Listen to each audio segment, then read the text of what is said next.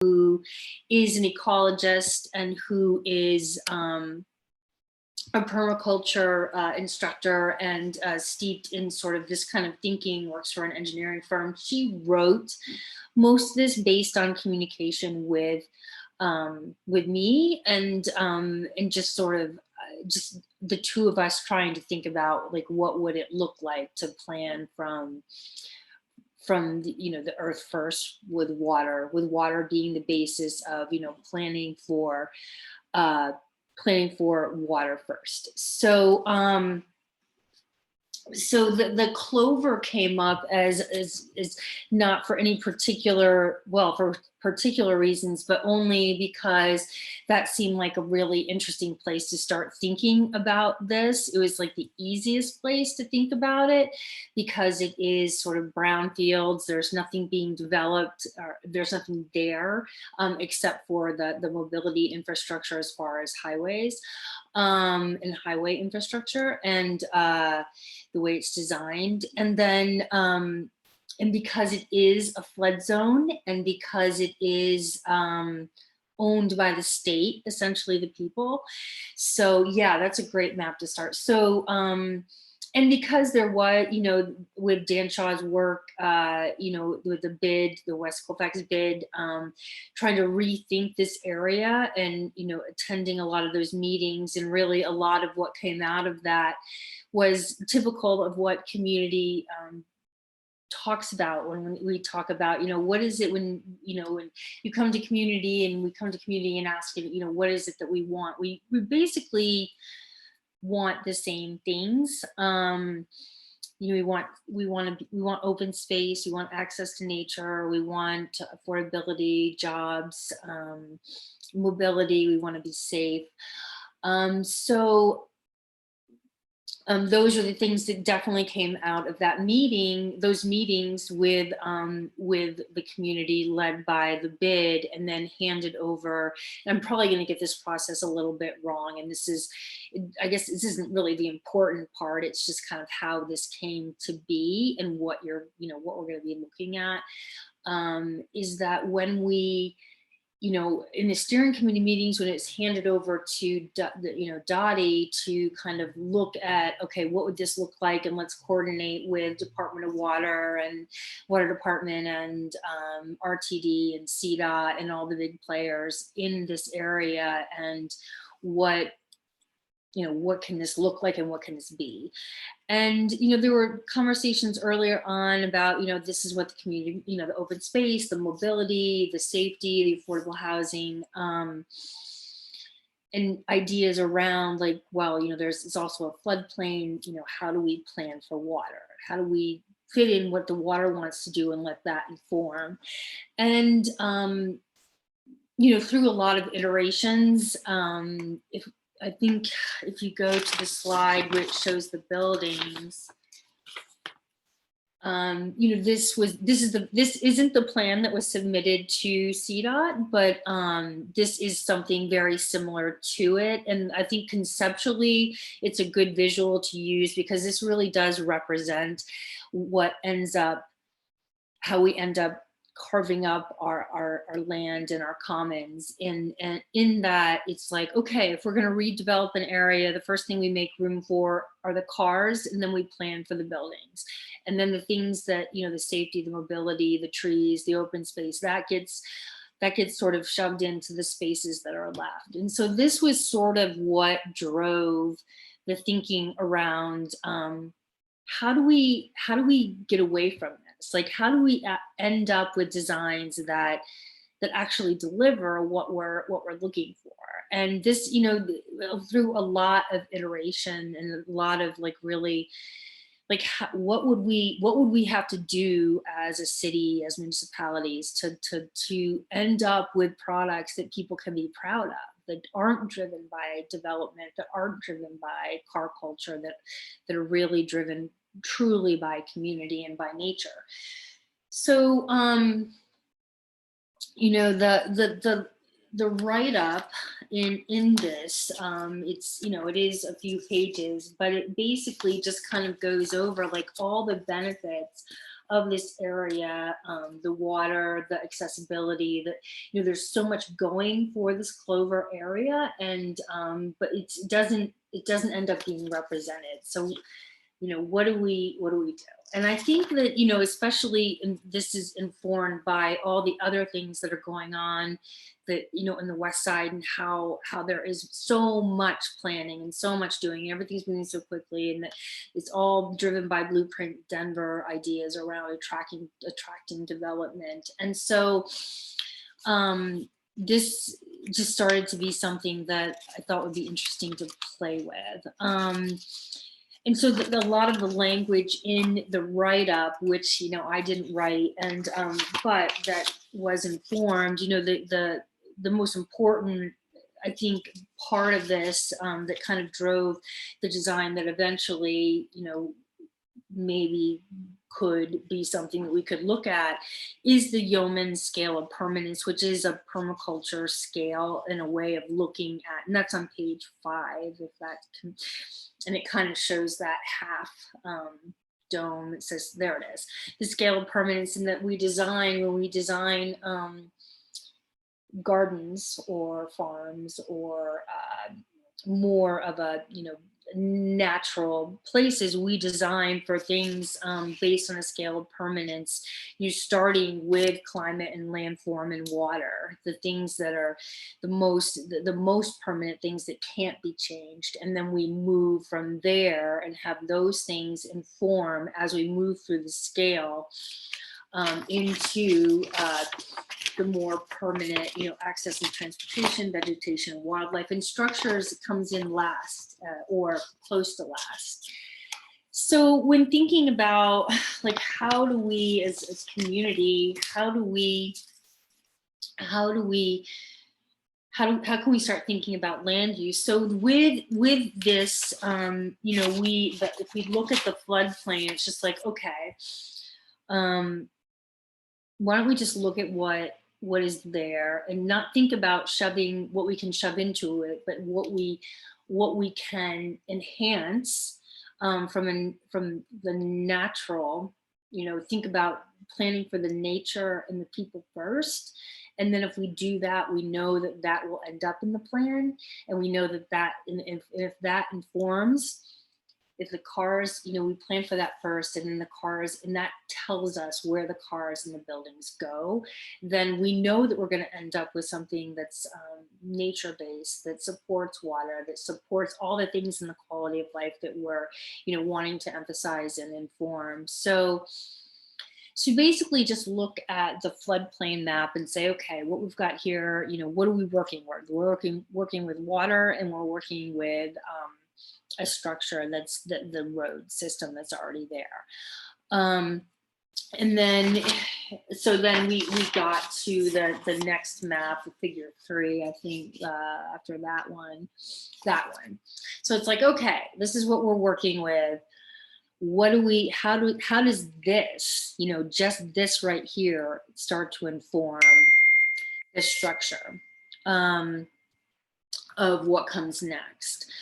So that was really, I think, just as really significant when you take that last, slide with all of the buildings shoved in, and there's like, and mostly cars and trucks and all of that you see in that design. How many lanes of traffic is that? And even this middle part, the federal part, where you can see there's sort of trees and green space. If you zoom in on that, there's also, like, there's cars there too, like how there's cars everywhere throughout this plan. And it just seems like, the design is just like, it's just sort of a nod to those things. So that's like, okay, well, let's just take all that out and look at what we've got as far as water and structure.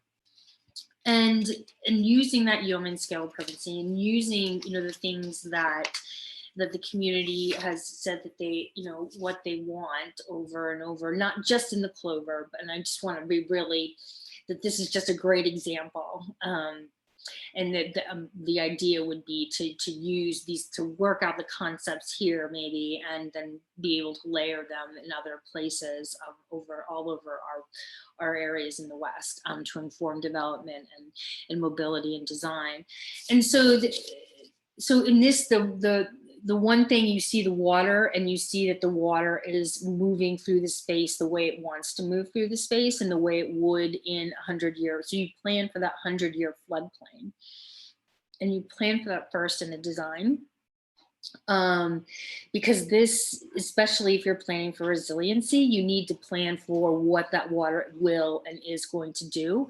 So so that got designed first. So we're like, okay, let's lay out the water, and then we start to plan around the water.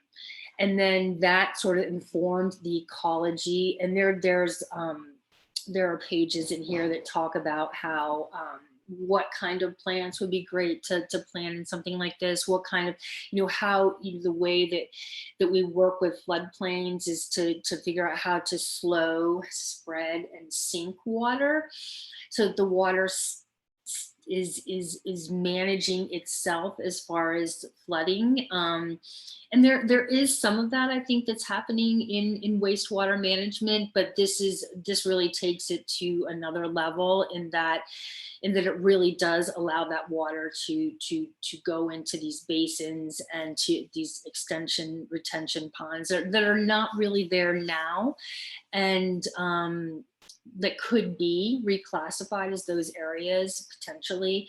And so we have that, we plan for the water, and then we're like, okay, the next is and that informs the open space and vegetation and maybe food forest type concepts, and all the water informs all of that. And then it also informs how people can move through this space.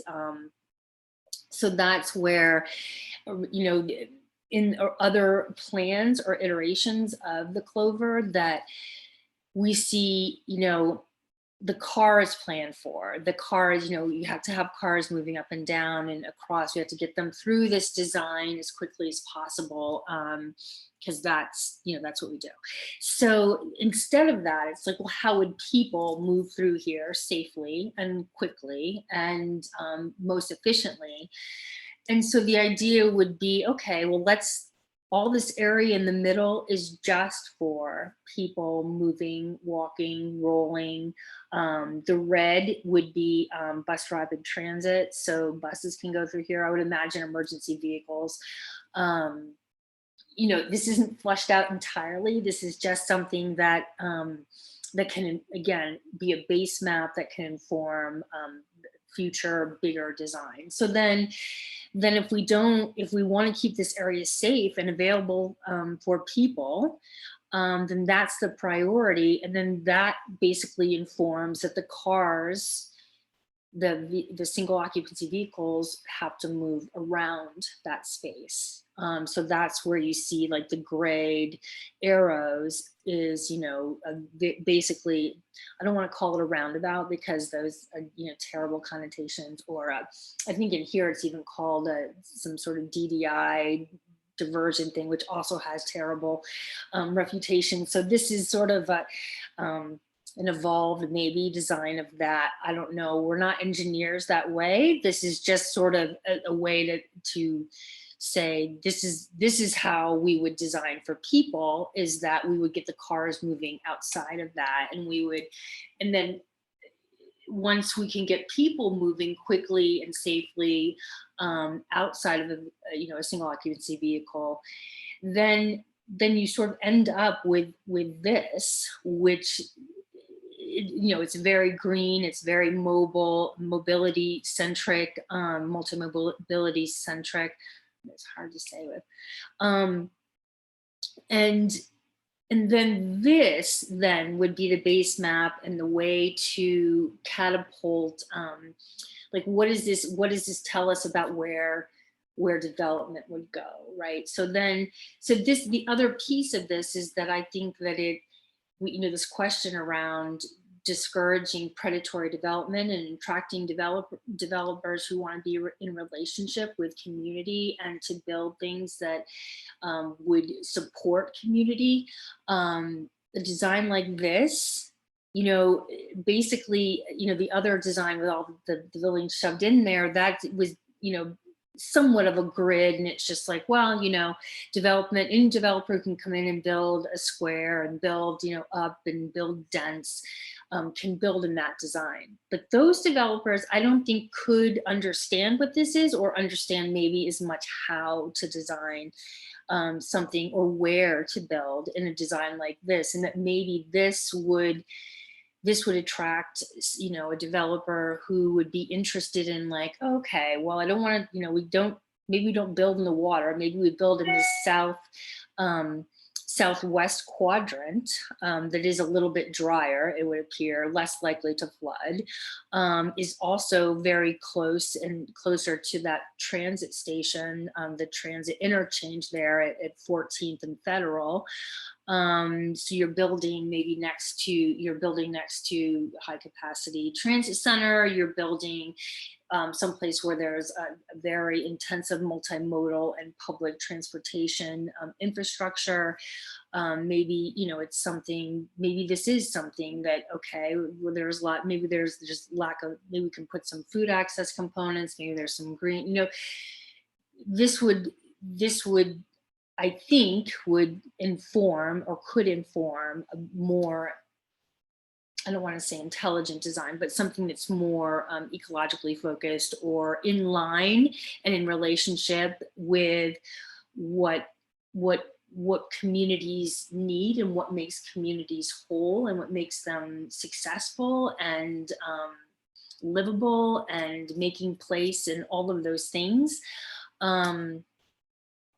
So that would generally be the idea with something like this. And that the idea would be that perhaps, if those standards are kind of set, that we could think about ways to mimic something that's coming from an ecology base, that is going to get us to resiliency and equity way more, maybe produce better results than coming at something from an extraction base, figuring out how we can get cars and buildings and height and density into some place, and then hoping that, even though it hasn't happened before, that we will get equity and resilience out of a plan like that. So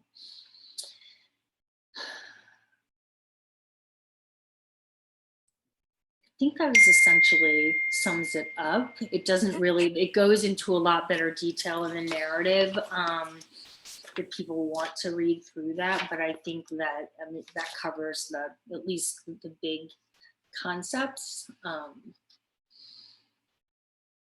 Yeah, that was wonderful, Heidi. Thank you so much for that overview. And again, this is informal, this is brainstorm. So, again, everyone's kind of unwrapping and unpacking this particular concept, right? That we're trying to approach and trying to integrate into the plan. And as I was, thinking as you were speaking, I keep going back to our questions of, like, what's missing, right? We're speaking to the land use section specifically. So what does the plan currently say? Does it hit on any of this, or what needs to be integrated in that sense, right? Based off of this example and sort of these concepts around the regenerative approaches. I wonder if we could even do some like cross, like add pieces from quality of life, particularly in environmental resiliency. I know we talked about adding our own sort of focus section around water quality to really kind of pull that from just falling under the environmental resiliency umbrella and having its own focus and highlight. And so I just want to go to Elizabeth here so that we can, I see your hand up, Elizabeth. Sorry, don't mean to be rude to talk over you. Hey, you weren't talking over me. I just trust you as a facilitator to know that I'm ready whenever it's time, and it's totally appropriate to not call on me because sometimes I talk too much. So, but hands allow for facilitators to facilitate. So I just wanted to call, like, kind of Heidi gave such a nice full explanation of how this works, and just wanted to tie it back to some of the big picture stuff that we've been talking about, and kind of the paradigm that we're trying to support when we look at land use. So one, we all had named that we'd love to not only lift up River Sisters as a project that's happening, but to look at some of the principles and approaches to land governance and water governance that are, and design that are at the heart of that. And I think that in effect, this is what that looks like, knowing where water naturally moves in the landscape, knowing the long arc of how water has moved in the place, not to go back to some other time because we can't, but to be able to know how things move, what relationship has existed over time, and be able to better understand what prospects we have to have functional, healthy infrastructure, green infrastructure, mobility infrastructure that works together.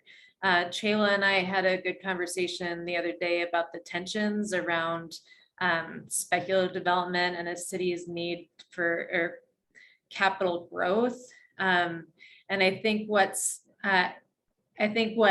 Heidi is pointing to here is that if we plan with, if we look to the water and we look to the land and recognize that there is no meaningful equity unless we have an ecosystem that is able to regenerate abundance, if we don't have healthy land and we don't have healthy air and water, like equal access to miserable conditions is not actually what we're going for. And so if we plan in this way, that in the quality of life section, there's a discussion of community capitals, and that there's a wide range of community capitals that we want to have a return on investment. And if we can look at our financial capital as a resource to invest so that we can get more, not more of financial capital alone,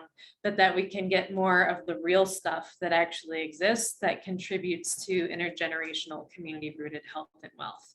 So I don't know how we want to proceed with the conversation, but what's I feel like I've heard from this group is that this illustrates a way of thinking and a principled approach with maps and understanding how to apply it, that we can bring in other parts of the plan, but and might be able to be incorporated into performance zoning. Can a project show how they're creatively amplifying multiple community capitals on a site and showing that they know how the existing conditions of water work?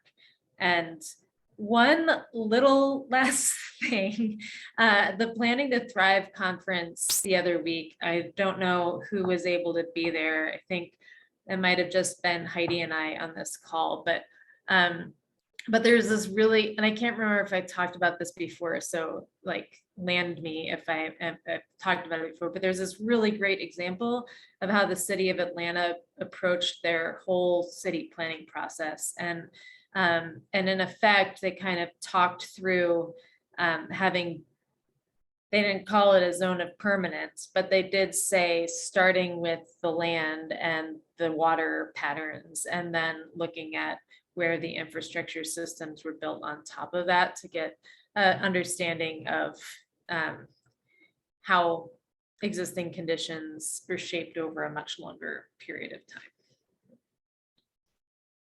They also had Outcast as part of their community engagement efforts. So there's there's that. Cultural infrastructure was key to their plan.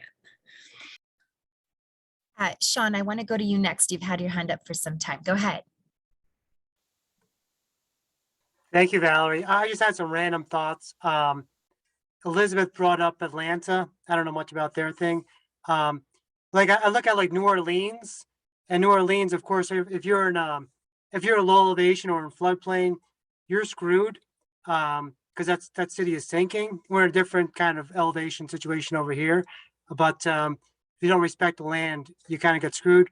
When the white folks showed up here and decided they were going to build in the middle of Cherry Creek, and the folks that were here before them, the Native Americans, said that's really stupid. Well, they found out later on that was really stupid. And the original Rocky Mountain News got destroyed and the floods and everything. And yeah. So I see some virtue in some of this kind of thinking. I mean, in the old days, that's what you did. You kind of looked at the waterways, and in the old days, you would look at the waterways, and that was you needed water, so you would build along the water instead of in the water. So that is a good thing to say. I guess in a way, developers do look at that. They do look at flooding in terms of and of course the insurance companies look at that. If you're in a floodplain, you pay more for insurance. So that kind of is done kind of professionally, but there is definitely some knowledge kind of outside that system, outside kind of a professional. I don't know the way maybe it's done now. So I really like that. And I wasn't sure kind of they asked Heidi. I know you spoke a lot. And you were saying maybe in that southwest quadrant, it's dry, maybe a good place to put development. I wasn't sure what you thought about the water, the floodplain area is kind of wavy in there. I mean, I kind of think of that's kind of where I would like to build is next to a floodplain. That's kind of the way what humans drive towards is building that. Would you think of that as that's kind of your thinking to build there along those floodplains? And it's really not. I think that's a great question, and and it really is. It's sort of more along the lines of it's not like okay. And this is the tricky part when you think about like how do you fit this into like a code is that this would inform what goes there, so it would attract someone who is like we've had luck building along. When we build along, we could build something in there because the way we manage. I've seen stories about people building in like Oregon where they built a school with the water actually comes under the school and there's like a clear floor where because the kids wanted to see the water. So the developer, the builder was incorporated what the kids wanted into that design, and it was built over the water, but it was also access to the water through visually for the kids. So like this would be a way, I think, that we would build the the base for it, and then what would go there would help inspire what would go there. But I don't know if the idea would be to like now put a grid over it and be like, okay, and then in this lot you build this high and this way, and we take the whatever that is. And I think that's part of the discussion that we're having here, and also with the city to help inform what does that look like, right? How do we encourage this and continue to have this inform what goes there, but allow for it to attract people who are thinking that way, and not people who are thinking about, well, I can build a box. You've got a square, I've got a square building. It's a good match. I don't know if that really answers it, but in terms of system thinking, it's less about what we can build here and more about like what are all the other components that come together to create, to just say obviously this goes here, or someone shows up that's like I can build something really cool here. So I don't know, but I think that would be the idea. Yeah. And so I'm just, just kind of reflecting and hearing, I guess for us, for staff, taking back to the working shop, right? How do we incorporate or integrate some of these concepts that we're talking about that aren't currently incorporated in land use? Is that kind of what I'm hearing as far as, building in and integrating from the land use focus?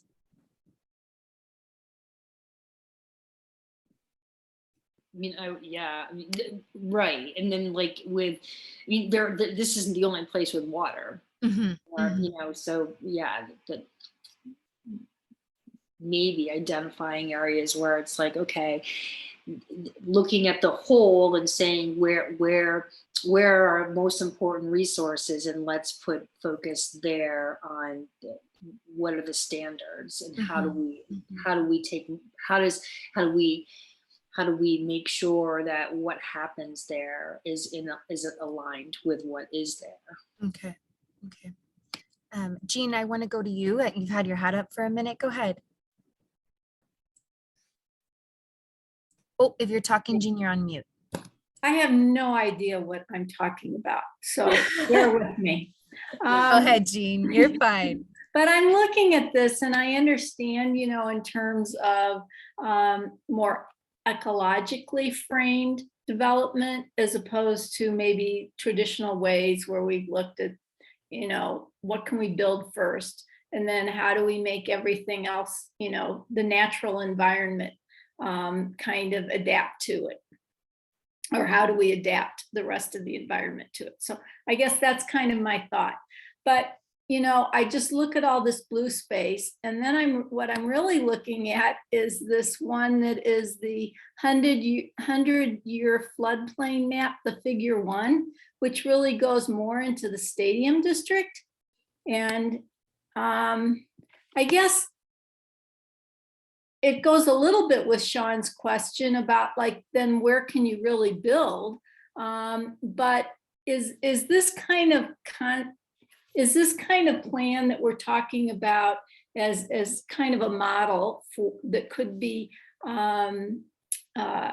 demonstrated in the Cloverleaf? Is that dependent upon something? I mean, all of this other blue space in the you know, in the stadium district.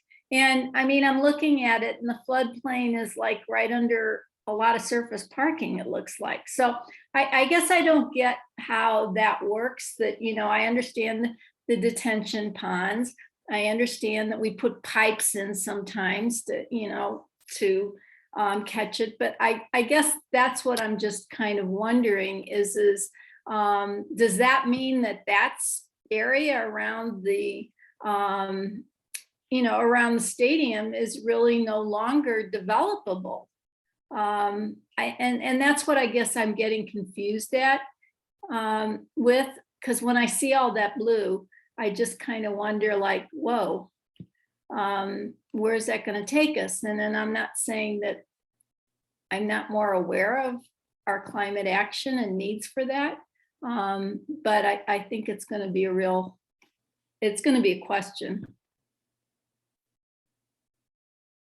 Yeah, thank you for those thoughts, Jean. And I see Yvonne's hands up. I want to pass it to you, Yvonne, but I wonder if anyone just, you know, in response to Jean's comments and questions wants to respond just before we leave this subject. Yeah, I was going to say that it looks like the area in the parking lot is zone A. And the way I understand that, it's without base elevation, without base flood elevation. So it's not in a flood zone. Okay. Or floodway where you can't build at all. So floodways you can't build in. You can build in floodplains, but you have to sometimes go higher than that base elevation, like you see in Orleans, where sometimes they have it on stilts to get high enough out of that potential area where they would flood. But certainly that's something that is, you're right, developers would need to look at that. And so you see this area, zone A, that's also very impervious surface. I mean, there are different treatments that could be done, even in a parking lot, that would make it more pervious. So it doesn't just all run off all at once, you know? So I think there is some different specific bits to that, and perhaps other planners can chime in on how that is sort of articulated with these floodplain maps. Yvonne, why don't you go ahead? Thank you. So I'm a part of the Nature Conservancy, and they have a meeting every quarter, and it's about the Colorado River. And if we don't have water, we don't have anything. And so I know, working for the Denver Fire Department, they were trying, and this was back some 10 years ago, trying to figure out how to decontaminate the aquifers that Denver. So like Jean, I'm not trying to come in at this like I know, but I just feel like the Native Americans, everything they did, they followed the water, and then everything else followed. And so if we don't have water, you know, we're doomed. And so because the Colorado River has repeatedly showing signs of drying up, and people are now trading for water. It's just a travesty, but that's actually happening.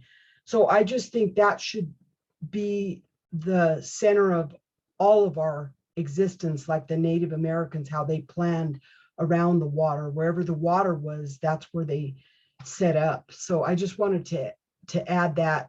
You have water, you have life. You have water, you have nothing. Anyway, I just wanted to say that. Thank you, Yvonne.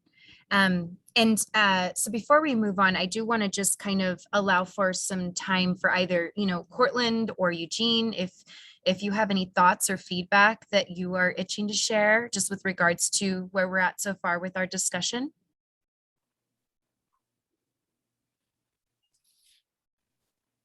No, I think what I was going to say before Kathy chimed in was, basically the same thing, that there's different flood potential. There's a 100-year flood, and then there's also, 10-year flood. And the conventional approach for it is that you have to mitigate for the anticipated water level for different flood events by raising the base elevation of the ground floor. That's more or less like how it works. You can build, but you might have to put the ground floor higher to compensate for the possible presence of flood water at some point in the future. And that applies to, as far as I know, any new construction, but I'm far from an expert on that on that topic. It's more of a development services and type requirement. That's my understanding. It's basically what she described. And then Eugene, you're muted, I think.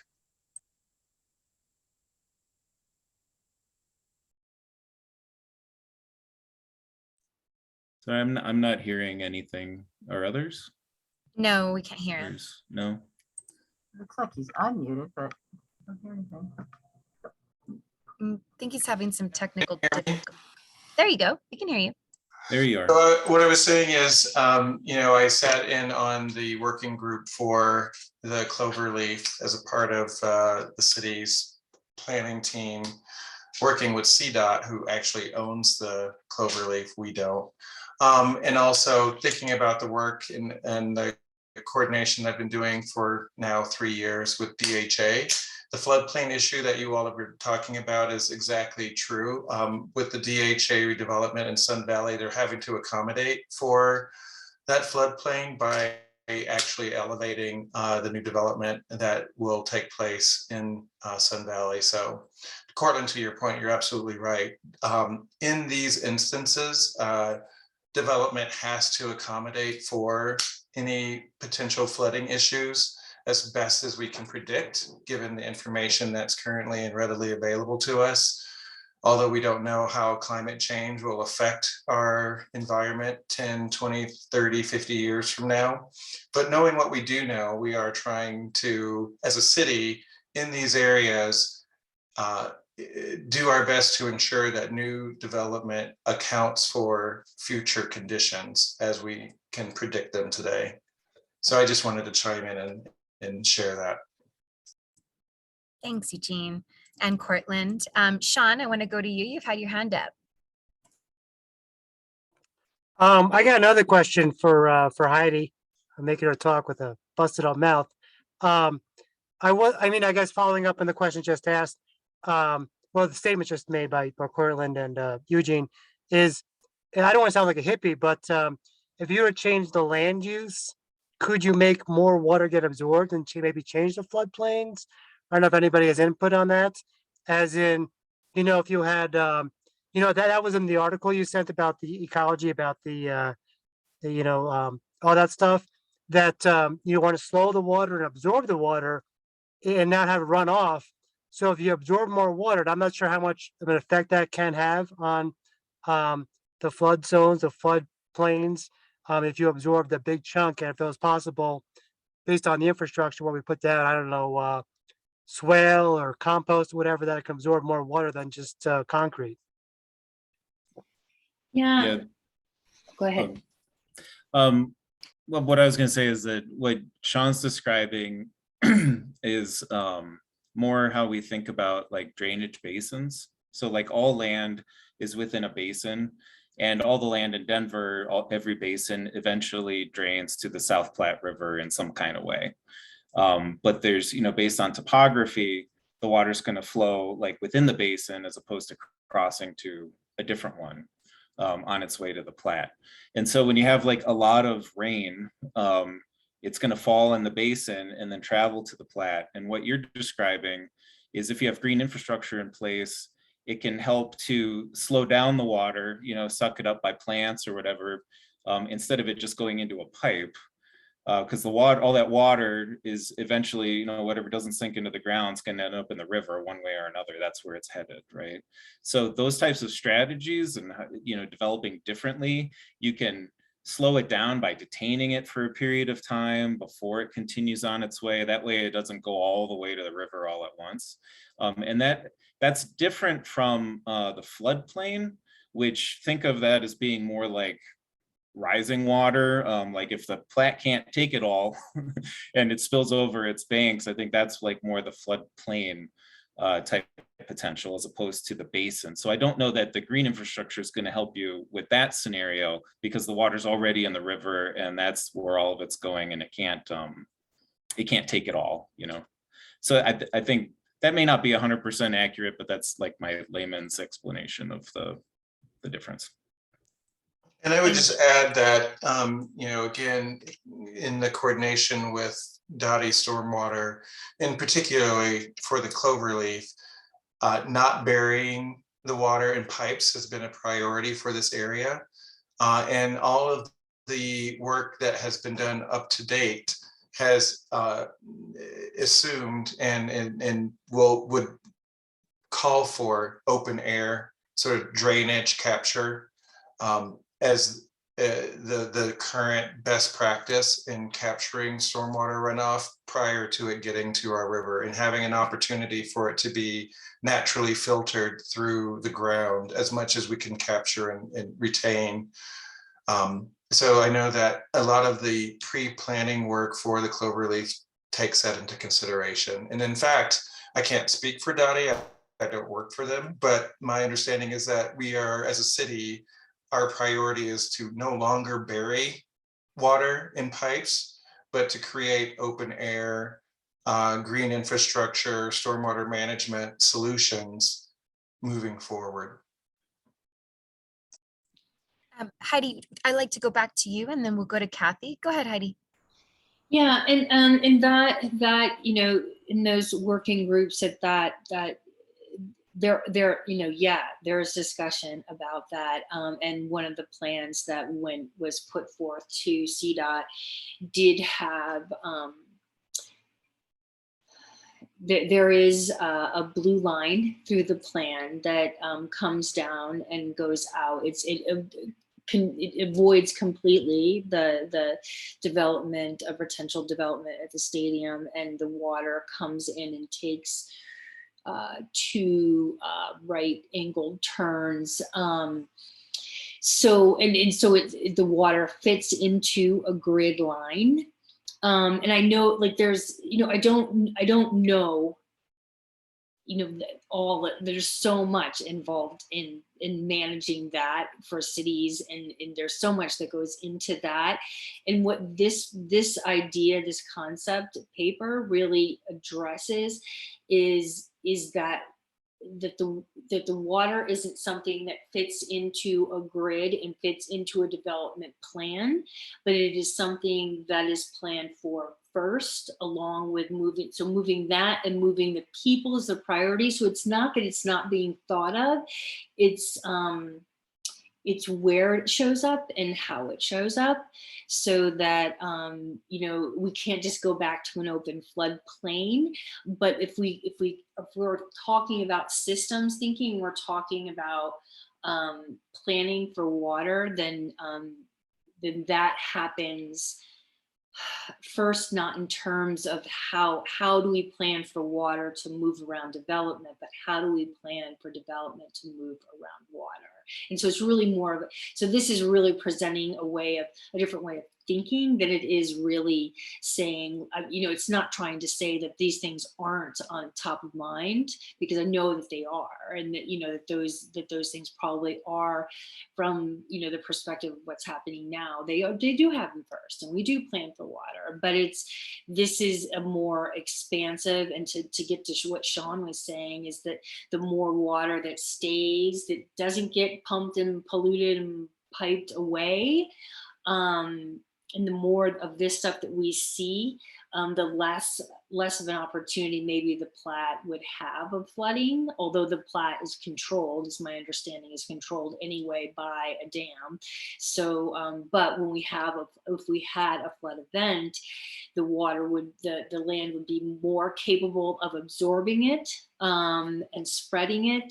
And if we're planning from that space, then the water gets absorbed in a way that is less impactful, and doesn't turn into a giant insurance event and billions of dollars and all of that. So it's really just kind of flipping the switch on how we come at it, as opposed to, like, I'm not saying that it's not addressed. This idea isn't saying it's not being addressed. It's asking for a different approach.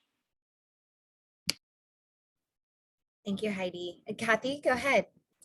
Oh, yeah, I appreciate that. You're looking at maybe opportunities out of something that would be a natural disaster, because there isn't really any creeks other than where that diagonal area is, where it's red and blue, which is indicating the floodplain where you can't build at all, because that's the most likely area to be flooded. And I think what Kurt was saying is that, yeah, this would be like the backup. Where's it coming from? Well, maybe it's coming from this creek, or maybe it's also coming from the Platte. We don't really know, because we don't have the whole picture of it. And I'm certainly not a floodplain engineer or anything, but I think what you're saying is that, yeah, maybe there is other opportunities to where we would say, if we got some floodplain here, what could also be done? It always kind of makes me wonder when I look at that triangle building, which I would assume is Meow Wolf. They're below the roadway. And so if they're below the roadway, what do they have to do to deal with that floodplain? Because a good half of it is in that floodplain. So if you kind of picture what it looks like at ground level, how does development happen in a floodplain? And that would be a good example to sort of see how developers approach their solutions in dealing with that. And perhaps that is one of the reasons why the viaduct was created above the railroad tracks, although maybe more could be gained if it was more at ground level. But what could be done to also mitigate the potential for that future disaster that we don't know of? So I think it's an interesting thing to look at and see it as maybe an opportunity, especially when we look at these creeks and other areas that are also running through this west area plan, and a way to see how that can build more from a resiliency point of view and asset point of view. So I appreciate the example. Thank you for your feedback and words, Kathy. I want to zoom back out here and just kind of looking at the rest of the group. We haven't heard from a few folks. I just want to check in and see if anyone has any additional questions or comments. I'm also trying to be mindful of our time and want to give us a little break at 5 o'clock for 5 minutes, that like we typically do. So does anyone else that hasn't had a chance to speak yet have any questions or additional comments to add with regards to this piece of tonight's session?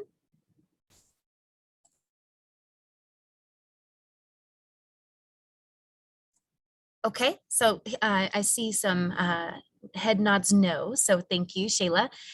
Jonathan, we're all good? You're with us? Yep, still here. Okay, great. And then I just want to check back with, again, NPI leadership, Cortland or Eugene, if you'd like to expand any further before we leave this piece of the session.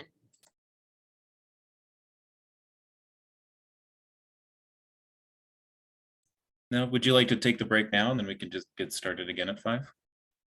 Yeah, that's another option. Is everybody okay with that? Rather than getting started and then taking the break, might as well. Let's do it. All right. If there are no more questions, we'll see you back at 5 o'clock. Thank you, everybody.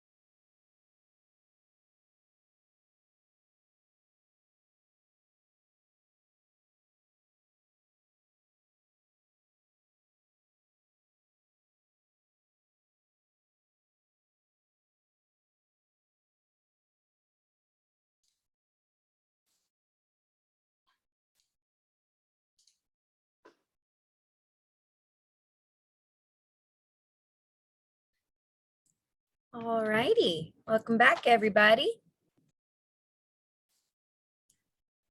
Okay, I'm going to go ahead and move us to our next item on the agenda, and that is our maps. So let me pull up the bundle that I sent out to you all, starting with the existing zoning. Give me 1 second. And I've got, Actually, oh, go ahead. I held a comment in closing from that last bit that might be a transition. And Okay, we're go ahead. moving into a conversation about land use and policies by which we use land to be able to live well.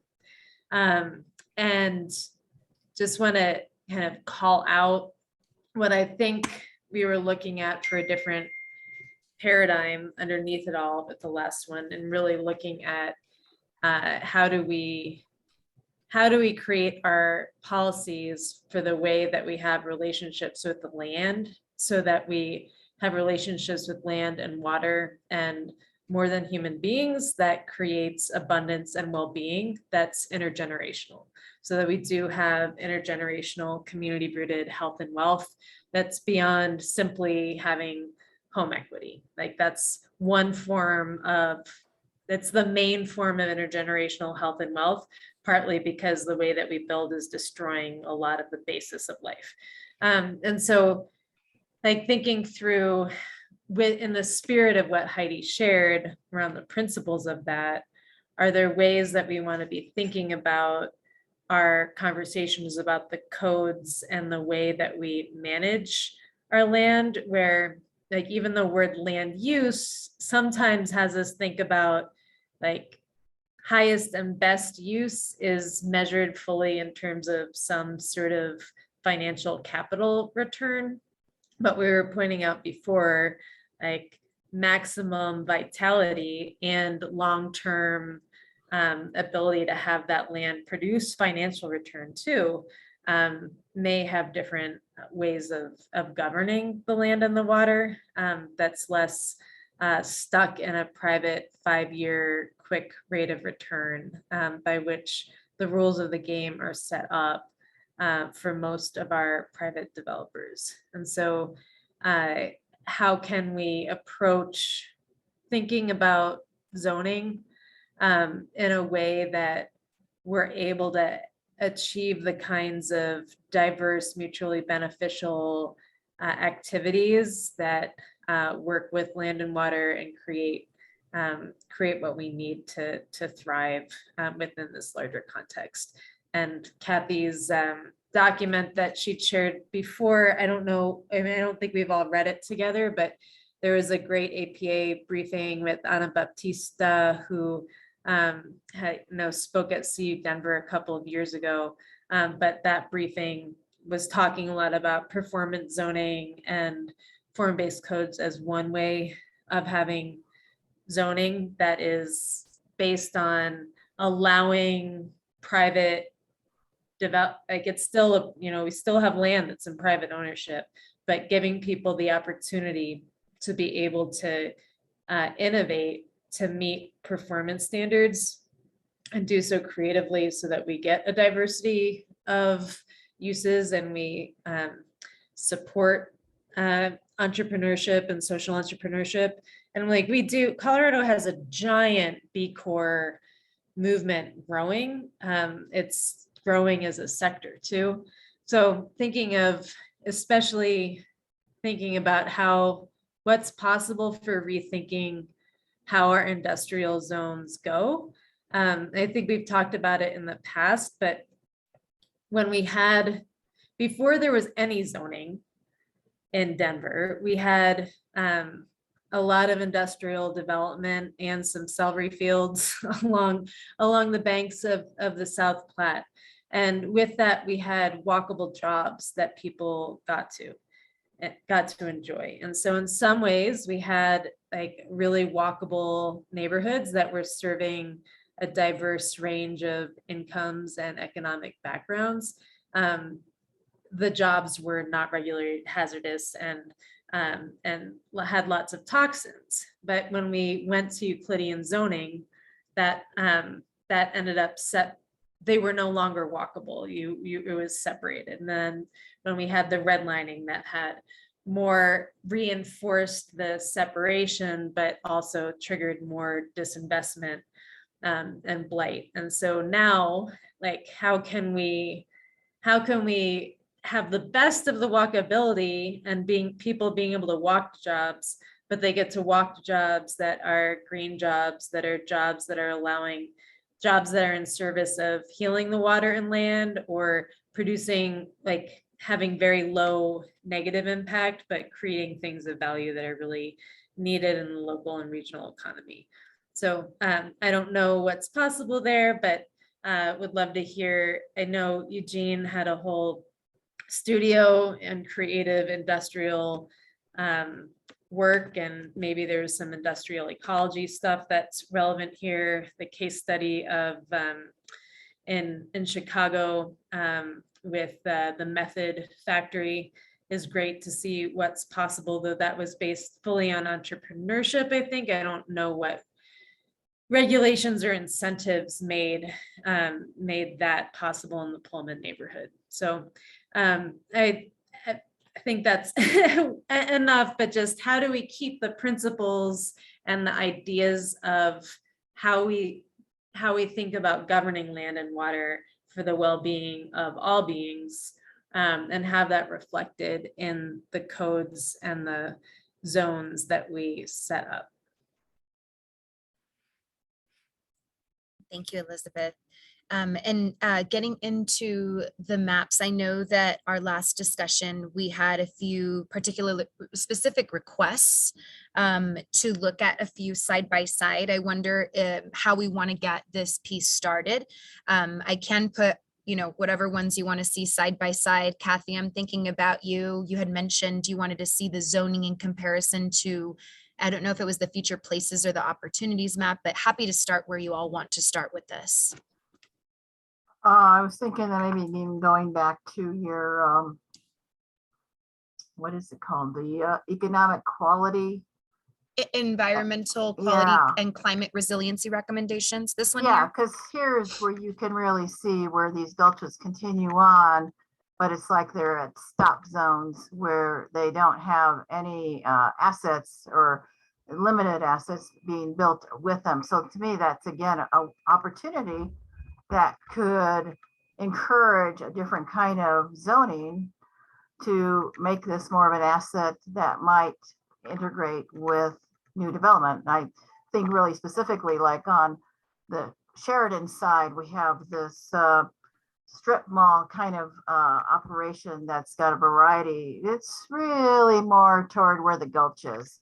It's got a variety of some food, some restaurants, a battery supply place, a bar, and so we have some different uses, but the whole Gulch is buried at that point. And so I know there was a Gulch plan that was initiated a few years ago with the city to try to elevate those things. So it seems like to me, those are opportunities when you can start integrating what's on the land with development and provide incentives. We create overlays all the times, and sort of green zones are a way to help make that happen with that incentivizing of those areas that are already connected to waterways. But how can we elevate them much more to integrate them into the landscape so people can use them, or that they're part of development opportunities that enhances an asset. So I think in this particular area, we see a lot of opportunities for that in the West Area Plan.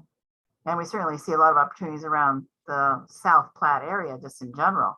What could be done to augment that? You know, when you look at the Weir Gulch area by Barnum Park, north going down into Sun Valley, it's reflecting again another area where there's a waterway that could probably be enhanced more than what it is today, or build off of. Okay, thank you, Kathy. Jean, I see your hand up. Hi, I just have to be very transparent about this because I try to sit and hold the whole West Area plan and rely greatly on my colleagues in other neighborhoods to steer me in the right direction as to what's best for their neighborhood. But I have to say on these maps in particular, I am all about Sun Valley. And so I don't know if it's, I don't want to take up a lot of people's time because I think when you look at the density, it's really all being concentrated in Sun Valley. So I don't want to waste other people's time if they think that's a good thing. But I have a lot of questions as to about not only these maps, but some of the upzoning that I'm seeing and why we did that. I don't remember I did it. So, and so I'm wondering where that's coming from. And, frankly, is it because we don't have any trees and we're a heat island already? So what's another, 10 stories or another 5 or 4 stories on, on some land that's already zoned to 8 stories and in a few instances to 12. But I'm seeing some major density, and I guess I just am really curious as to where that came from. I know I'm not the only person in Sun Valley, but I'm the only person sitting on this committee at this point. And so where did that come from? Yeah, So those are going to be all my questions. Sure. And I'm going to really double down, I guess, is what I'm saying. Yeah, okay. On questions about Sun Valley. Absolutely. I want to pause here very quick, just on a follow-up for that. I wonder if it would benefit the team to set up like an office hour to further unpack that with you, just with the focus on Sun Valley, or if we want to try to unpack it a little bit here. What would you like to do? Well, Some of it here. Some of it speaking here? from- Okay. yeah, I would like it here because I some of it. Okay, yeah, Because let's do it. I do think, I really respect everybody else's opinion in this group. Yeah. And they're very thoughtful. And plus, this is all part of Sun Valley is part of a greater whole. And so, but I think we may need to set up some office hours because Sure. I know that there are going to be people in the neighborhood that are going to have very specific questions about it. Okay. And I don't want to necessarily be the person that's trying to interpret all of this because I'm not an urban planner. Yeah, no, and you don't need to. We're happy to assist you and support you Okay. for those discussions and connect Sure. us with as many folks as you need to. Okay. But yeah, Okay. let's unpack it a little bit. Do we want to put any maps side by side? Are we okay with the building heights map? Do we need to go back to any particular map? How are people feeling in terms of the Yes. visual? I guess it would be helpful to talk origins of the maps. Like Jean's core question is, where did these things come from? Okay. And I am guessing that a lot of it came from Blueprint Denver. And so making clear on which maps are from Blueprint Denver, which maps are from hearing lots of public feedback or conversations over the past years that have informed a pushback to Blueprint Denver or what have you. But I think it would be helpful to talk about like the legends don't unpack fully what these maps are and like be able to name what the key overarching differences are and highlight how they were created, because that applies to all of our neighborhoods. Yes, Go ahead. indeed. Oh, go ahead. Yes. I just wanted to say also piggybacking on what Elizabeth is saying is that, most of the maps are kind of what, the status quo. And I think it's going to be really important to say what is an old map that, is predicting the future, maybe from Blueprint Denver or something, and what is a current, map. Because in most instances, we're dealing with maps as they currently are. We're not even putting in recently approved, changes to those maps. And so I just think it's going to be really important to distinguish that so that people really understand, because maybe it all can be very easily explained just by that. And I want to take a moment just to pause really quick and turn over to our leadership folks in the room here. I'm just wondering if there's any burning responses or any feedback that you want to share at this point before we continue with the ongoing discussion. Cortland or Eugene? I can speak to the development of the land use or the building heights maps because I spent a considerable amount of time having all sorts of conversations about them.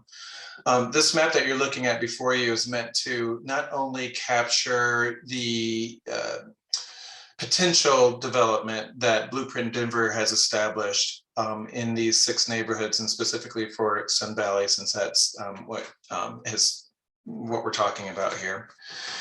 So again, we started this whole process recognizing that Blueprint Denver was sort of our starting point, our foundation. So our interpretation of the building heights as sort of established by Blueprint Denver is where we started. Then, as you all, I think, are well aware, over the last year and a half or so, we've also, separate from neighborhood planning, on the citywide regulatory side of our organization, have been looking at how can we help support and promote more affordable housing and more affordable housing outcomes actually on site. And so the expanding housing affordability process or program, now that it's official, really would allow, under certain circumstances, where a developer was leveraging that program, because it's not an automatic thing, they have to sort of request that. And I don't know all the details around how one applies for that program and that incentive, so I can't speak into that. But what we wanted to do is put out a map that showed the greatest potential, including the expanding housing affordability. So the baseline heights really around the Cloverleaf and the northern part of Sun Valley, excluding the Stadium District, because that area is currently guided by the Stadium District Master Plan. So excluding the areas, those southern parking lots, but really kind of thinking about starting from, and make it simple, West Colfax on down. We had a couple of things going on. We have a station area plan that was developed a number of years ago that suggested certain building heights. And I believe that plan, if I'm getting my dates right, is from 2013. Then fast forward to 2018, and we have adopted Blueprint Denver guidance, which in this area, given the place type designation, would suggest up to 8 stories. Could be appropriate.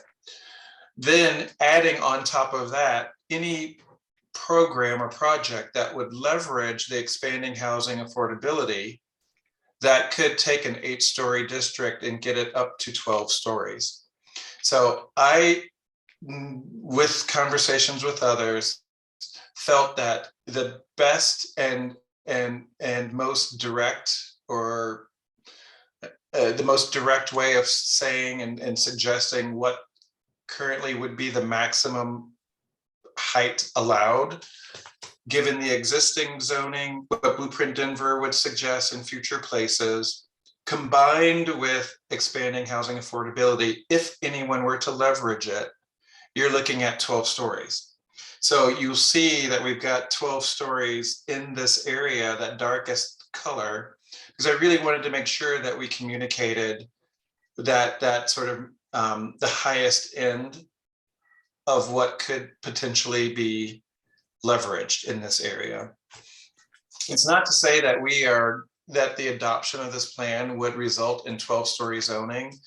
Plan adoption does not, by its adoption, doesn't change zoning. I learned that being on that side of the table when I was a neighborhood person representing Sunnyside in the 41st and Fox Station area planning process. I erroneously thought that when that plan was adopted, that it would automatically change the zoning. And when I learned after the adoption that that wasn't the case, I remember going and meeting with Judy Montero and trying to really truly understand the way forward. So anyway, my point is, we really wanted to, and I specifically wanted to show the maximum possibility so that I didn't say, oh, it's only 8 stories. And then all of a sudden, when someone leverages expanding housing affordability, you see a 12-story building pop out of the ground.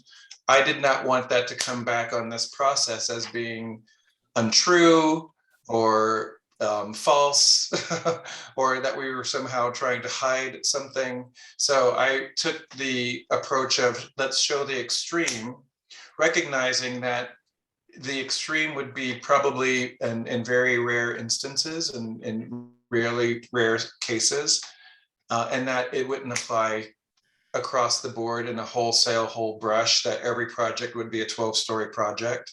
So that's how this map and the maps for all the neighborhoods were approached. Can I respond? Please. You've given me meaning for the next 20 years with the RNO.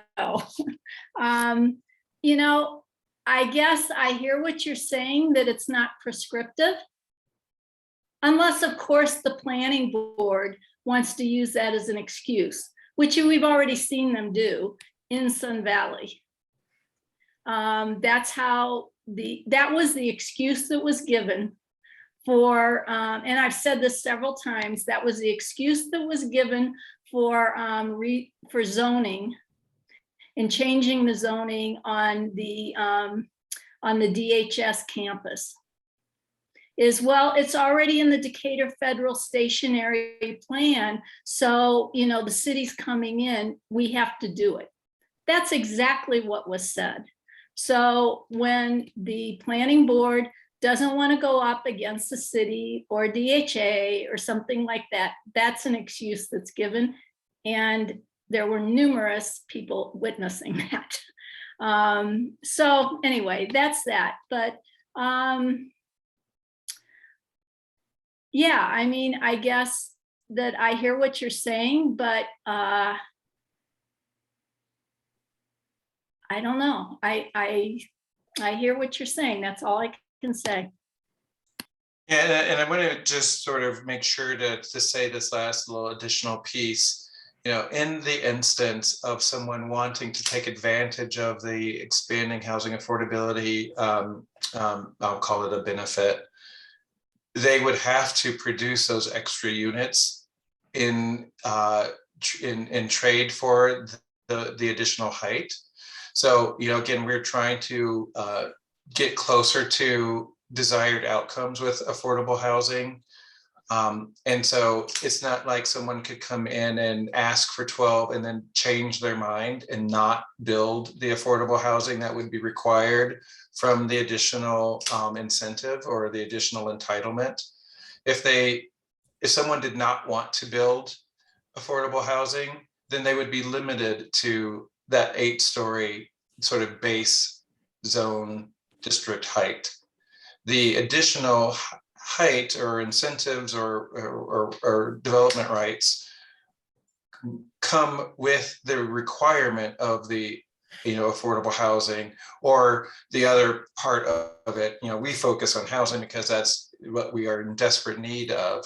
But it also has provisions for affordable commercial and retail space. So I don't want to just say that it would only be housing, because that is not true. There are incentives to try to compel more affordable commercial space as well. So if someone, you know, proposed, I don't know, to have some sort of co-working space or try to offer spaces to community members at a lower than market price point and wanted to do so in this area, or in any area where the expanding housing affordability incentive comes into play based off of the base zoning, it could be housing, or it could be a more affordable below market commercial and retail space as well.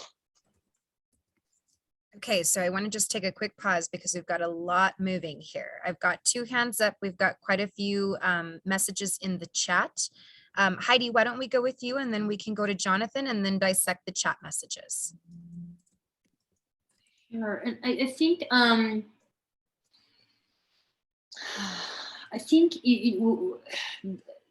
this sort of gets at, you know, the general like tension point in the plan and in Blueprint Denver and in how we're seeing it being executed, have seen it executed in our communities. And the density is taken advantage of, the height can be taken. These are potentials in that direction. And we haven't seen it solve affordability. And I don't think that the affordability plan that's been adopted doesn't to me feel strong enough to qualify sort of, a 12-story. I mean, we're talking about a little bit more that's already been done, but that hasn't accomplished. And again, I think this is the crux of it, is the height and the density that doesn't address, that isn't integrated with the quality of life and the other factors that we know add value and livability to an area. So I think that when we bring things back to the height and the density, we're skirting around, and we're addressing something that is really sort of more, I don't want to say surface level, because affordability and the housing crisis is a big issue, but it's also tied to all of these other things. And if we're sort of looking at this and it's sort of a reductive solution. So how do we have conversations around, making sure that the things that we're talking about in the quality of life are informing what happens with height and density, and not just a Blueprint Denver prescriptive. Thank you, Heidi. Jonathan, go ahead. Oh, Jonathan, you're on mute. Was muted. I had some commentary and questions sort of aligning with how Elizabeth introduced this session around performance-based, form-based zoning and those elements. But because we've brought up heights and density a lot recently, I'd like to understand a little bit better from the group what the primary concern with heights are. I'm hearing a lot of sentiment around like, I don't like this height, this is too tall, why are things getting taller?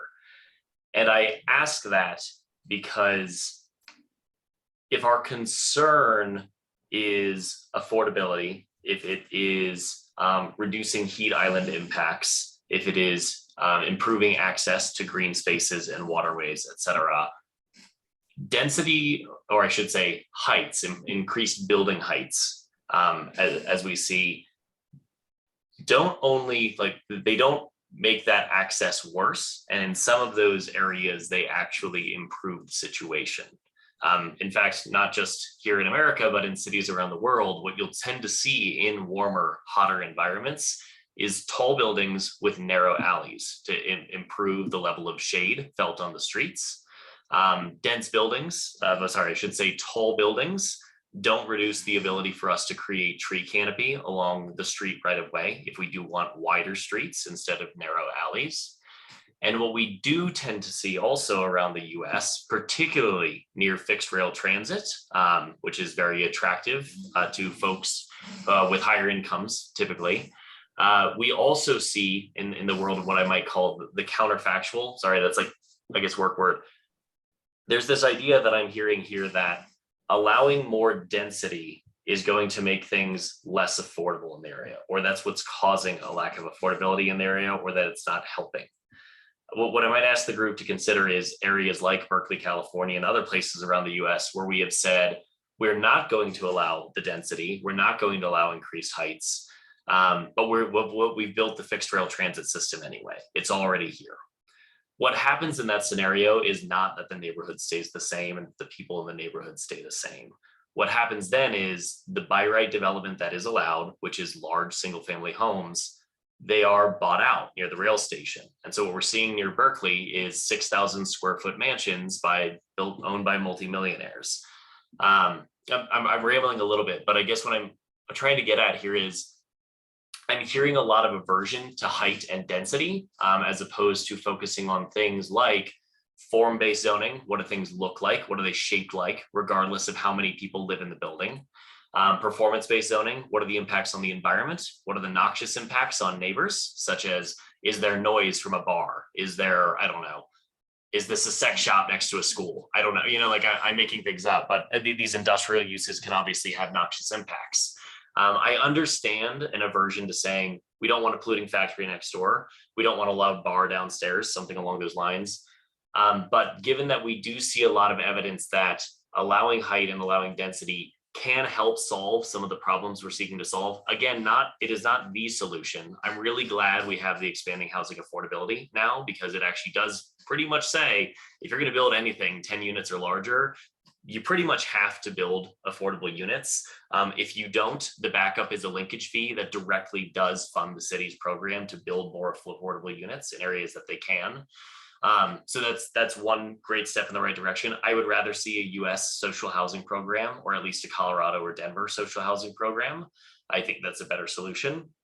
But working with what we have in front of us, I would think we'd want to say, I'm not so worried about height. I'm not so worried about density. And by density, I mean how many people are allowed to live in this building. What I think we'd be more worried about are the impacts that the buildings have on the neighborhood around them, such as those waterways, such as the heat island impacts, such as noxious uses, fumes, etc. So it's a bit of a lot, but I think I have a pretty opposed opinion here. I'm mostly upset that the heights are so low, especially near major amenities. What we've said here is we're going to reduce, especially on this Lakewood Gulch here at West Colfax and Villa Park. These are massive transportation investments we've made, and they have the capability to move a lot of people in environmentally friendly fashions. And what we've said here is we really only want 2-story buildings next to most of it that don't allow more than 1, maybe 2 families in some cases, which is a very inefficient use of our limited resources and limited amenities, such as if we had tall buildings next to that park, that is a ton of people, and now with the EHA, a ton of affordable units right next to a major park amenity, major bikeway, major transit stop, jobs, businesses, access to a lot here. So I think I'm surprised to hear so much sort of resistance to allowing additional both neighbors to move in to existing building forms, and also additional heights when those heights would help mitigate some of the problems that we're facing in the neighborhood. So that was a bit, so I'll stop there. No, that was great, Jonathan. And we do appreciate very much that perspective and would love to unpack that with the rest of the group. We'll start with Jean. Before we go to Jean, I just want to add, because I lived in the Bay Area for 5 years before coming here, and it bears out, city by city, those that have put limits on development, how that exacerbates the cost of housing, because it restricts the supply. And so the Berkeley, California example really kind of hit home to me, because I lived there and exactly saw it firsthand. And won't even get into Palo Alto. I worked in Palo Alto, could not live there. There's no way in the world I could ever afford to live there unless I married Jeff Bezos. And because it's so incredibly, ridiculously expensive, because it had such low density development for such a long period of time. So I appreciate the comments, Jonathan. Go ahead, Jean. Oh, Jean, you're on mute. I guess I'd like to say this. Sun Valley is a valley. So I think that in terms of density, that is a factor. People living all in a really small space. And I know they do it all over the world, and in all different parts of, even the United States, but it is a valley and people are really hemmed in. And there's no green space between 13th and 8th Avenue, zip, except for the Fairview Field, which is an elementary school field. And that green space that's right up there along the Lakewood Gulch is really an artificial representation of green space. I mean, it's pretty, it's nice. No one wants their kids to go there. And it's not really a play area. And in fact, you know, it's a major, you know, bikeway for a lot of people coming through. So that's not a safe, you know, pedestrian or play area for kids. The park that is being planned, we've tried to move it to more green and less concrete, but in giving, you know, getting a little bit of space here or there or whatever, it's a really small space. And I think what I'm feeling is that people are pretty hemmed in to that space. You know, already the seniors and the older people, I mean, we have a lot of people that are, you know, living on more fixed incomes because of disabilities or age or whatever. They don't feel that transit is an asset to them at all. They can't even hardly get to it. You know, they have to walk up a steep street to get to 10th, you know, up 10th Avenue to get to Federal Boulevard to catch a bus, to get to the light rail station is, you know, is problematic. So they don't feel like it's really accessible. They really don't. They're already talking about trying to do something with the buses. So I guess what my concern is that there's not a lot of amenities in terms of any kind of greenness to add to a quality of life. And I think when you have that many people that are any period, but people that are already living pretty stressful lives because of economic situations, I think that if you don't have some of those amenities, it just exacerbates the problem. And Sun Valley already has way more than any other neighborhood will probably ever have in terms of affordable housing. So I don't really feel like Sun Valley's not doing its part. And I guess, you know, to the extent that, you know, additional affordable housing can come in, that's fine. But I don't know why some of that can't even occur in an 8-story building. You know, why does it necessarily have to be added on, you know, with 12-story? So I hear what you're saying, but, you know, the city's a really big place. And I don't think it all needs to be concentrated in Sun Valley. Thank you, Jean. I want to go to Heidi. Yeah, like I think that, you know, I think that's great. Yeah. I think to answer some of the things that you brought up, Jonathan, is that I think it's not, for me,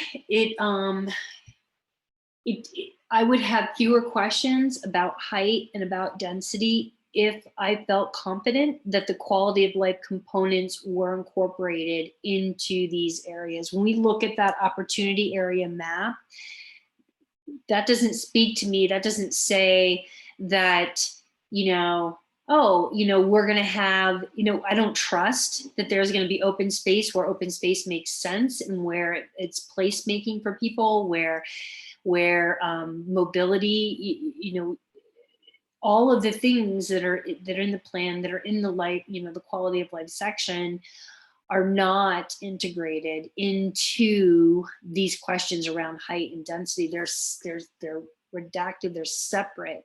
So like, to go back to like the green plan for, you know, the drawing of the clover that we were looking at, that I would feel a lot more comfortable if we were planning from planning around water and around land and around mobility, that I would trust that if that was there first, I would trust that that would be there. And that if someone said I could squeeze, 20 stories in here, I would probably feel more comfortable about that if I knew that the other things were already in place, and that we as a community don't have to fight for those back, and make sure we show up at these meetings to make sure that our open space is here and it's not over here in this ditch or someplace, that's not convenient for community, but very convenient for development. And looking at West Colfax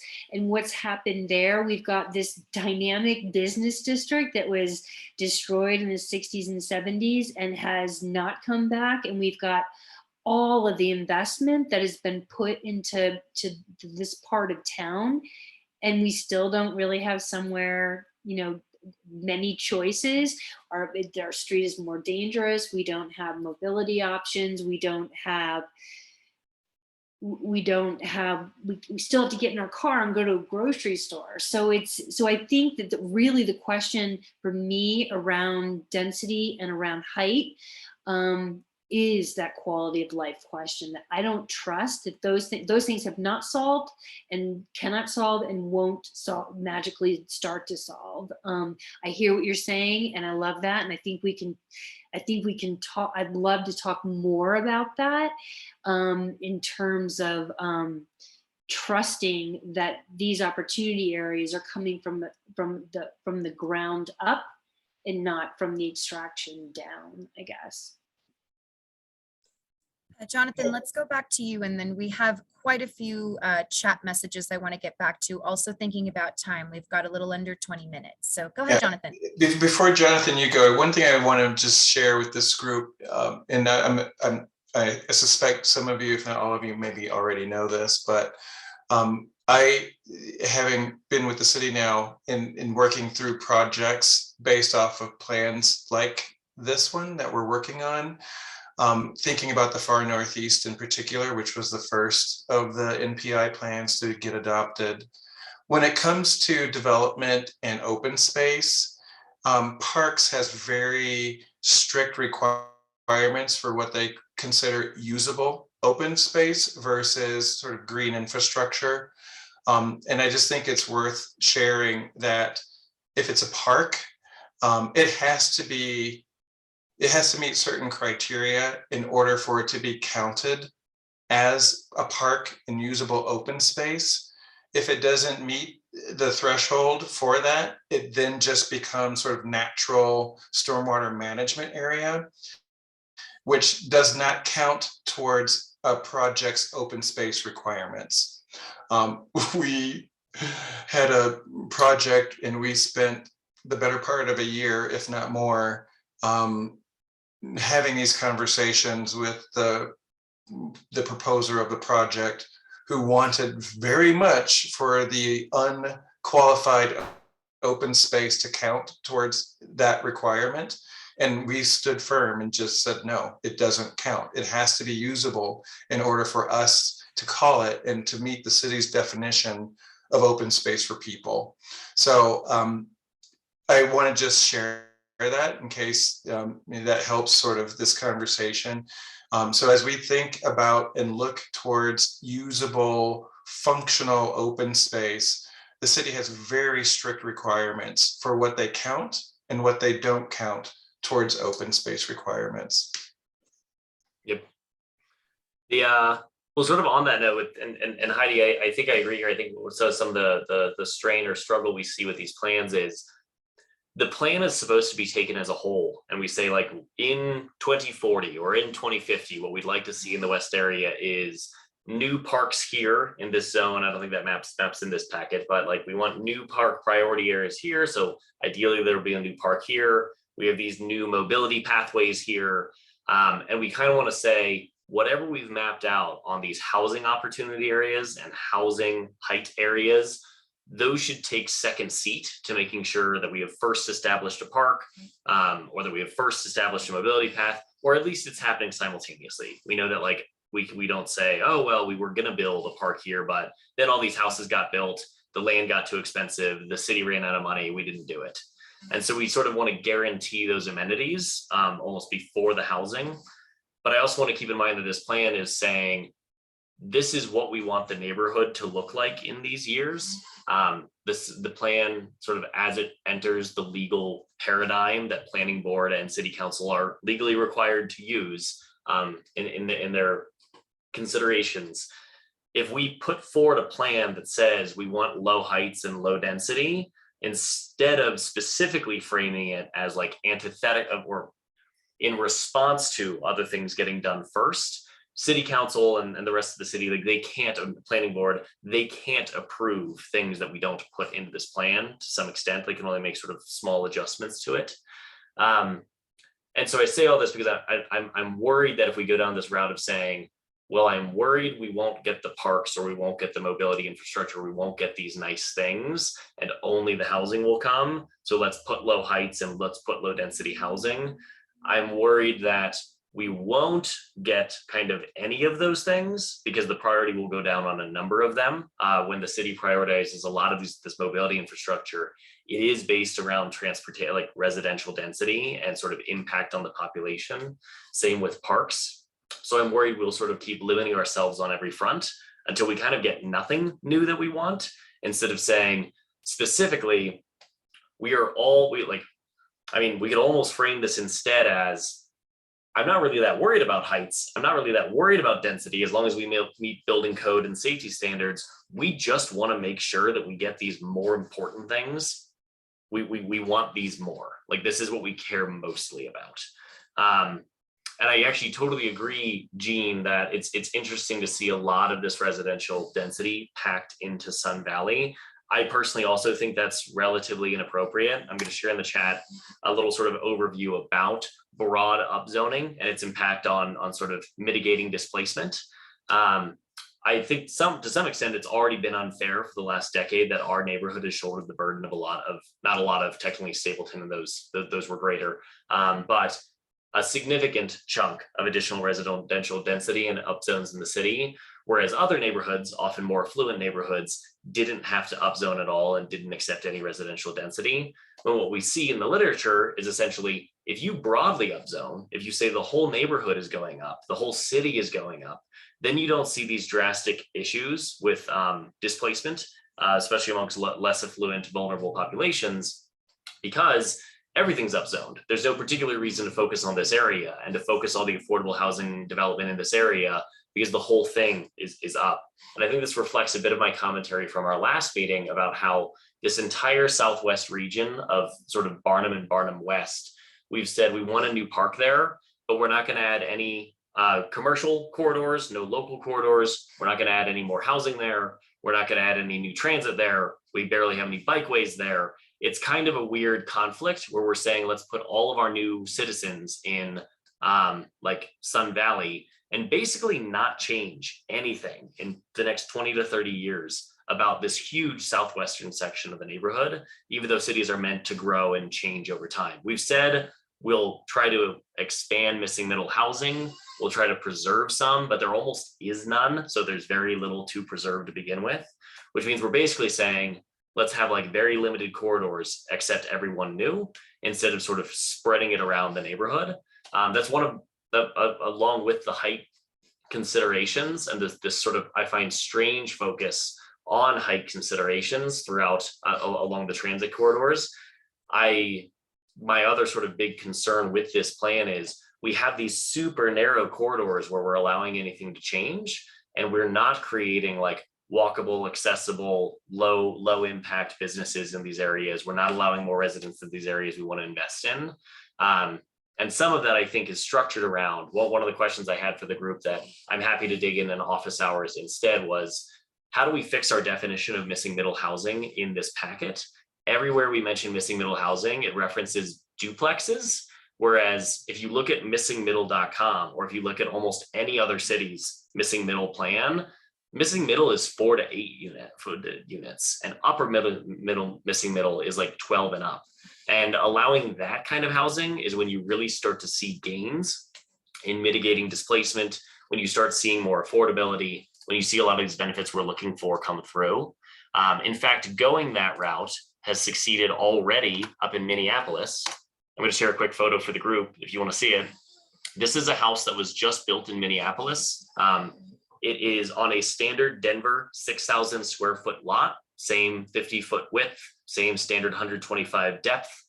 It is off on the left. If you look in the image there, the left is a normal Denver style single family bungalow. It's kind of hard to see behind the trees, but this is 12 units, 4 of which are fully accessible to the disabled, all of which are at accessible rents, and 4 of which are actually low income. And this is all possible because they allowed 3 stories, worried way less about how many people live in the building, more about the shape of the building and the amount of land it takes up, and stopped worrying about things like parking minimums, things like those. So I'm really worried with the plan as we've structured it. We're going to make things like this, things that do meet a lot of that criteria we want of how do we handle those with lower incomes? How do we handle those who have disabilities? How do we make sure that we are providing local park amenities and transit access and green space to all of these residents? Our plan that we're creating right now would make this house, this new house for a lot of people, illegal for the next 30 years in our neighborhood. And so I'm like, that I'm worried we're going in that direction. So I'd love to talk more, at least maybe in a later session or in office hours, about how we define missing middle and like what we can do to make sure we're not making exactly what we're dreaming of illegal based on all these like shaded recommendations and definitions on maps. Sorry, I've been blabbering a lot again. No, that was great. Thank you so much, Jonathan. And I want to yield time over to Kathy. Thank you for your patience. You've had your hand up for quite some time and added quite a few chat comments. Kathy, why don't you go ahead and continue our conversation for us? Yeah, and I certainly hear what you're saying, but I don't think we're seeing that height is equating to affordable housing. In fact, we're seeing the contrary. We're seeing affordable housing being scraped and turned into higher density units that aren't owned by the people that previously lived there. They have to look elsewhere to find their home because they lost their home with the market. And so I think what we're seeing is in fact a changing demographics in West Colfax, with units that aren't even facing the street to where they even can interact with the street. They have garages that are interior. We have units that are, like you mentioned, very tall and not at the ground level. So we don't see people. And I don't think we've seen people that are using these units in that affordable housing category and limited use of even the mass transit that's there. I mean, you can look certainly at night and you do not see the activity that I would think you would anticipate if you had higher density, that people would be using at the hours of the transit that's open. And in fact, what I see is Lyft, Uber, coming in at night, taking people to their destination, and a limited amount of use of the transit system that's there in the evening. So it's not a system that's used uniformly. And I guess my biggest concern is that we're displacing people and losing their ability to have generational wealth. And there's plenty of evidence about how generational wealth and home ownership go hand in hand. We certainly have the GI Bill from post-World War II as that great example on how that disparate impact affected white America versus people of color America, and how that benefited them in acquiring generational wealth and home ownership. So my anticipation with some of this higher density is that it will be owned out of the city. It'll be owned from different places in the country, and it will be rented out eventually. And we are in the same plight where we've just displaced people from the ability to build that generational wealth. We're certainly seeing that they're not in tune with even connecting to the neighborhood with the development we have. So the heights do not dictate that we're going to have greater interaction with open space, greater interaction with the street and the community. It seems like we just end up being isolated further from each other as a community. And I would certainly like to see how we can build that generational wealth so we're not displacing people, and see, and I agree with you, Jonathan, a more uniform approach to that, where the whole city has that opportunity to have 10 units more and have affordable housing. It is not happening from what I can tell in Country Club or in Crestmore or some of the other areas in town, because we don't have that opportunity for that multi-unit housing zoning, that because it's not in place. There would be parity, and I agree with you, if it was across the board, but we're not seeing it. We're seeing much more of an impact here in West Denver because of the real estate value. It's easier to buy. But in that meantime, you were churning out and removing these houses that aren't owned by anybody. If you have affordable housing, we're saying, okay, it's just okay to rent. And you will be in perpetuity of renting this house, but it's affordable. And I'm not sure really how that moves the ball forward in creating that generational wealth. So that's my concern. And I look at the building heights and having that mismatch of what is on the ground currently, and having ability to have more transition and capacity for people to stay in place so they have that access. And in fact, more so in these neighborhoods because they've already had disinvestment for years. And so if they're being pushed out further and quicker, that is not helping their livelihood. That is in fact just encouraging more density to have it for somebody else, more generational wealth for someone else who doesn't even live in this neighborhood. That's certainly the patterns that I've seen happen. And we certainly saw it with the big foreclosures in the early 2000s, where we lost a lot of home ownership. And I think what we need to do is really be thinking about how can we keep people in place that are there. And when we look at the impact of the light rail system, it becomes a subsidy for RTD, but has it really benefited our neighborhood in the sense that we are able to keep people in place and still reap the benefits from that? And so that's one of the things I want to look a lot more closely when we look at these building heights and comparing it to the existing housing that's there, so that we're not so out of sync. Because I believe with the upzoning that happened when the form-based zoning went in, we are losing a lot of single family homes, and it was the upzoning that created it, because the desirability of the zoning opportunities that you could have with the upzoning, to where you could have 3 units that would be 2.5 stories that wouldn't face the street and owned by who knows, we certainly have one that we're looking at now that they want to change a single family home that could have an accessory dwelling unit, which would help keep somebody in place, into 3 units at $700,000 a piece. So to me, I think that's something we need to really look at closely and begin to sort of unpack it and look at all the pieces of it. Okay, so Elizabeth, very quickly, I see your hand, but I do also want to note it is 5:58. I want to respect everybody's time. We've got quite a few chat comments coming in. I feel like we have not had enough time, and I see that Sean and Heidi have already mentioned in the chat that we'd like to have some more time to continue to unpack this. I wonder if it would benefit us to follow up next week with the first hour to continue land use, and then switch into another category or topic or theme, or do we want to use next week to just unpack land use? Again, thinking about this being the crux of things. How does everybody feel?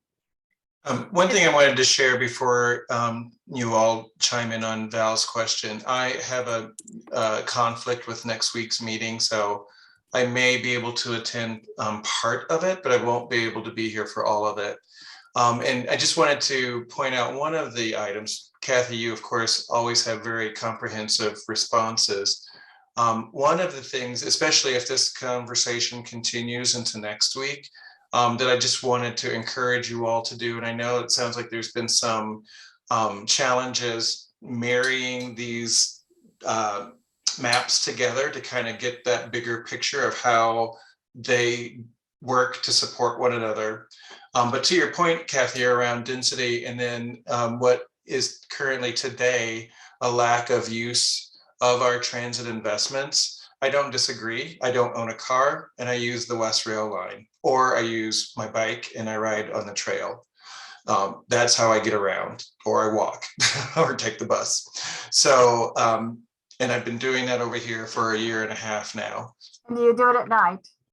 So, and Uber at night when the train isn't running. But my point is, not only are we talking about trying to increase housing and housing diversity and affordable housing, this plan also is calling for better transit, more rapid, more frequent transit, so that the transit system in and of itself is something that is attractive and becomes a viable option for people to consider.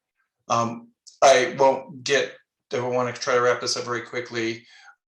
But another anecdote from my trip away, I never, not one time ever, looked at a train schedule for 6 weeks.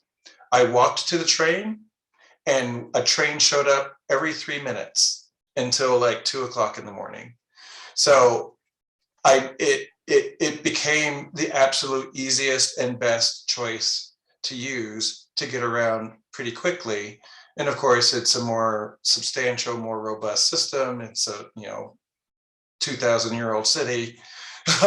So there's no one part of this draft that should be looked at in isolation. But when you add all the parts together, it is meant to create that aspirational vision of what we heard and believe we've heard you all want to be in 2030, 2040 and beyond. And so to take any one piece and look at it in isolation is fine for conversations on that topic, but to really truly try to comprehend the overall desired outcome is to look at all these layers together, which I know has been a part of this working group's mission and conversation since I've been away. And I just, that one in particular, because it's personal to me. I love transit. I love it when it works. And I do think that it can help address some of our really significant issues around pollution, whether that's pollution from vehicles, noise pollution, parking issues. If we could really create a way for people to let the car be the third or fourth choice and not their first choice. So again, if there's time, and if you all have the desire to see how our bike and pedestrian and transit recommendations overlay on top with the land use